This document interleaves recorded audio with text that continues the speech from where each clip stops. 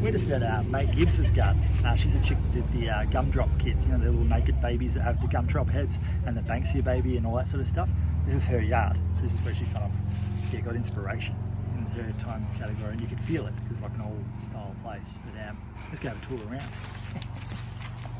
Now, personally, when I think of the gumnut babies, I think of like native plants and Banksias, and because there's like Banksia people in it, and there's all Australian kind of flower references throughout.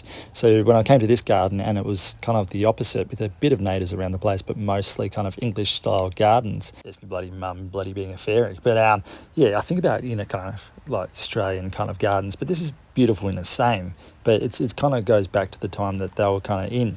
So they've made this huge area. It's got rose bushes, it's got hedges, this is like the big rose area just here. I like the creeper going across the top of the walkway over there, so it kind of makes a tunnel, which is really beautiful. You got a little fruit orchard area at the back here, which is pretty sweet. A little veggie patch on the right. And it's just, you can kind of see how she got into a kind of gardening kind of vibe, and especially with these little daisies and these little Alice in Wonderland bushes that were around the place. I don't know the names of them, but they're bloody fantastic. But you can see where she got like kind of her writing imagination firing up. And these little tiny paths that go around the corners and stuff, I just like how they've just added all these little mazes that you just go and hide and, you know, create stories and times. And there's this stupid duck. I'm sure wasn't around when she was around, but I liked this duck and I'd write about it, and these ducks as well. But so up the top, there's a cafe, and there's like a wood replica of the house style that she would have had. So it's really cool, kind of historic looking building, but it's not actually her house. Her house got a bit decapitated from being kind of old and rusty and fell down. But they put a pine tree in the exact spot where the house was.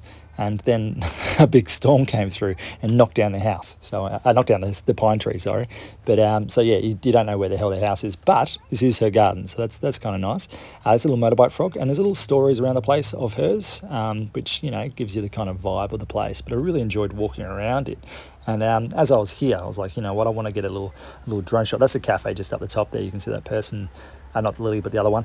And there's a nice little fountain in the middle that makes like this tranquil water falling, which makes you relax while you drink your coffee. And I really liked this flower, but I thought I'd get a drone shot.